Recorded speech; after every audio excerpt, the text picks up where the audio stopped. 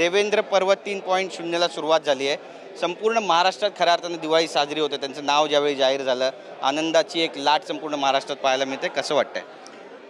हे बघा, लोकसभेच्या निवडणुकीतलं वातावरण आणि विधानसभेच्या निवडणुकीतल्या वातावरणामध्ये एकदम फरक जाणवला जनतेला।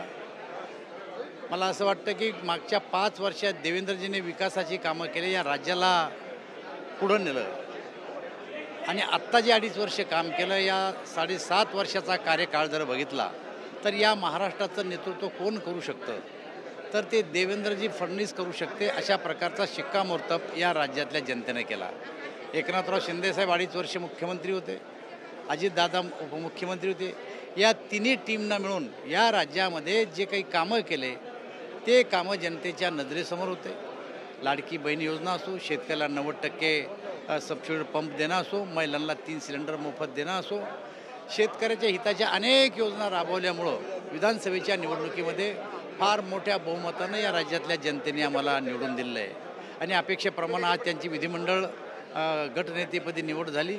आज 3 वाजता आम्ही सरकार स्थापनेचा दावा करण्यासाठी सर्व आमचे पक्षाचे नेते आणि देवेंद्रजी जाणार आहे आणि उद्या अपेक्षेप्रमाणे मुख्यमंत्री उपमुख्यमंत्री पदाची शपथ ग्रहण ते करणार आहे। नक्कीच, पण यावर टीका टिप्पणी सुद्धा आजपासूनच सुरू झाली आहे। संजय राऊत म्हणतात की अजितदादा दिल्लीत बसले, त्या ठिकाणी फोडाफोडीचं वातावरण तयार झालेलं आहे आणि फोडाफोडीला सुरुवात झाली। हे बघा, निराशेपोटी कोण काय बोलन हे आम्हाला माहीत नाही। या राज्यातली जनता काय म्हणते, या राज्यातल्या जनतेने कौल कोणाला दिला आणि तो कौल भारतीय जनता पार्टी, राष्ट्रवादी आणि शिवसेनेसह एकत्रितरित्या आम्हाला कौल दिलेला आहे। त्यामुळे एखादा माणूस दिल्लीत एखाद्या कामासाठी गेलेला असेल आणि एखादा माणूस मुंबईत असेल तर त्याच्यावर काही राज्याच्या कारभाराची तुलना करता येणार नाही। आम्ही सगळे एक आहे, आम्ही सगळे सेफ आहे। एकनाथ शिंदे आणि अजितदादा यांच्या बऱ्याच इच्छा आहेत की आवडीची खाती मिळावी, या संदर्भात काही चर्चा आणि त्यांची इच्छा पूर्ण करणार भाजप मोठा भाऊ म्हणून हा निर्णय नेतृत्व करेल।